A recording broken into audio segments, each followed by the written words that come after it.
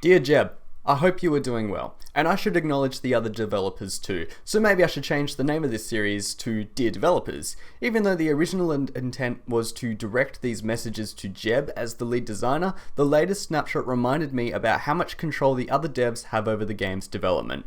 Thank you for the work you do, Jeb, Dinnerbone, Grub, Aaron, Muns, Serge, Professor Mobius, Lady Agnes, Jonkastrom, Maria, and the Pocket Edition devs, Shoghi, Darngeek, Thomas, Slice Slime, and Tomo, who is apparently not working with Mojang but now working on Pocket Edition at Microsoft. Whatever it is, I wish you well. And of course, I should acknowledge the web developers, Realms developers, artists, business developers, branders, and customer support. These people can be found on the wiki below, and I encourage you to become familiar with these people as it really helps gain a better understanding of development and to recognize the wonderful achievements of these people. With that, I'd like to say, dear developers, I hope you are all doing well. In 1.12, we are going to have parrots, coloured beds, concrete, a new achievement system, a knowledge book, a crafting guide, terracotta, hotbar switching, hotbar saving, official support for custom crafting, a few others minor changes, and who knows what else is to come. Exciting times ahead. I should talk about each of these features one by one. Magma burns infinitely now. Good! We needed an alternative way of making infinite fires. Those noisy reds of netherrack don't always fit, and it's nice to have an alternative that still exists in the nether. Next feature. Concrete is not only awesome, it was necessary. I did feel like builders needed a pure coloured block to build with, as the colour palette felt a little bit limited. Not anymore. Not only did you add a solid colour block, but you added a noisy variant of it in a way that makes sense. That alone fills a large hole in the game. Concrete also provides a nice use for gravel as well, but the selling point for me is the custom behavior of concrete powder. We have colored gravity blocks, which has the special property of becoming solid in a way that can be automated. The technical community is going nuts with printers and concrete generators, and it's beautiful.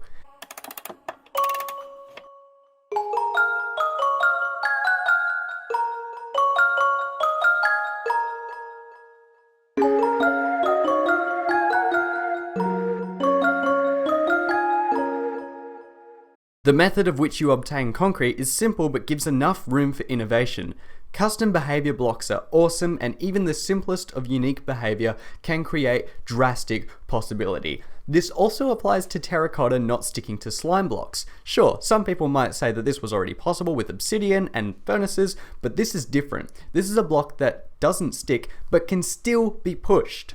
I don't know what the slimestone community is going to do with that, but I know that for a simple person like me, I have more control over the simpler parts of Slimestone. Custom behavior blocks are awesome. Let's talk about the custom advancements. I'm perplexed about why people are upset about these. The achievements are still here, except it's more sensible, understandable, and customizable. Nothing is lost here. There's only things to gain from this, so let's move on. Now, let's discuss the most controversial feature, the crafting book. But just quickly, let me dispel some myths. People think that you won't be able to craft recipes unless you unlock them, and that the recipes will be restricted because of this. Partly wrong. You can craft anything you want provided you have the materials. This is how Minecraft always was and always be, unless you are playing an adventure map where the map maker chooses to restrict recipes. You don't have to use this feature. This feature has very little effect on experienced players.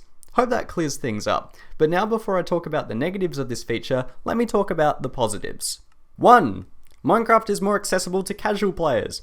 I once tried getting my girlfriend to play survival Minecraft, and the thing that put her off playing the most was memorizing the recipes. This new feature will make the game so much easier to learn at the beginning, which can also be a negative thing, but I'll talk about that later.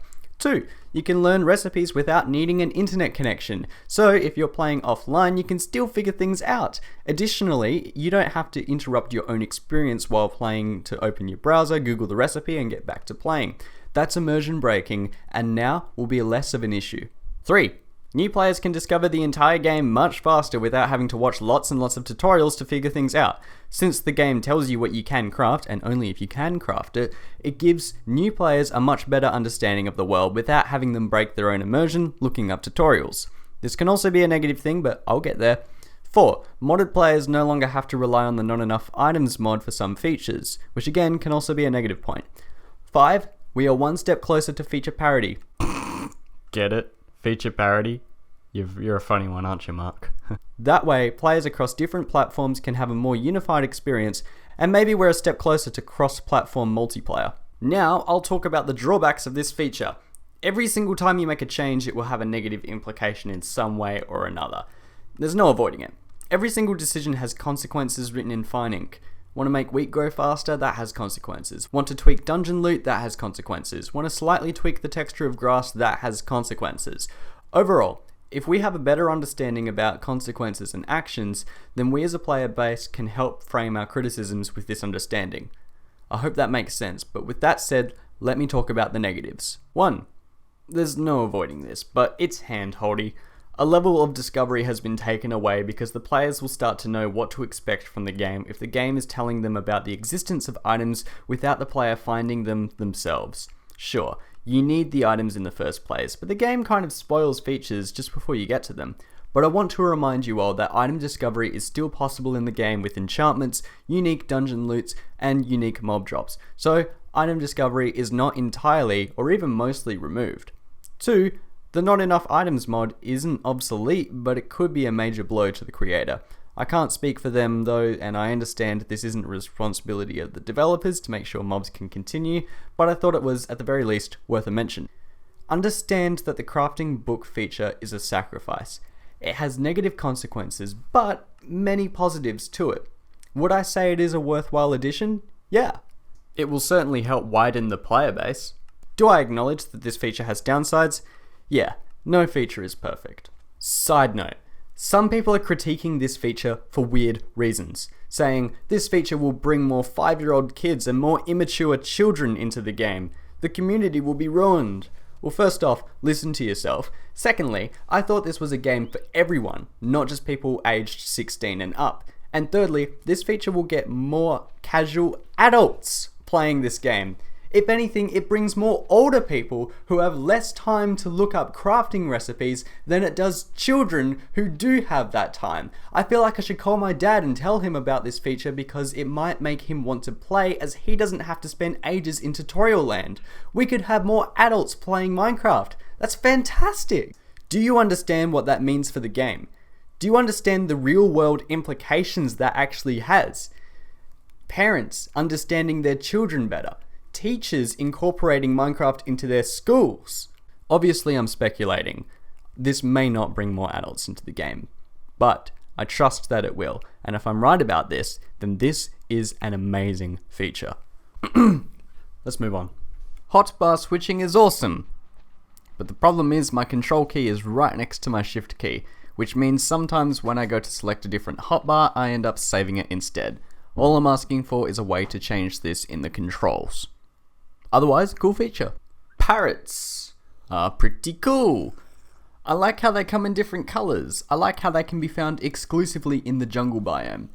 I like how they stare at mobs. I like how they can ride on your shoulder and jump off when you jump. I like how they can be tamed. I like how you can tame them with cookies. And I like how they imitate mobs. Unlike the polar bear, these guys are somewhat useful. They give the player a reason to make cookies, they help players detect mobs, they can help players find caves, and they do encourage innovation. If I want to make a cool base, I may want to consider how I can make it in a way that I can navigate without jumping. Furthermore, you cannot breed them, which means you must actively go to another biome to obtain them.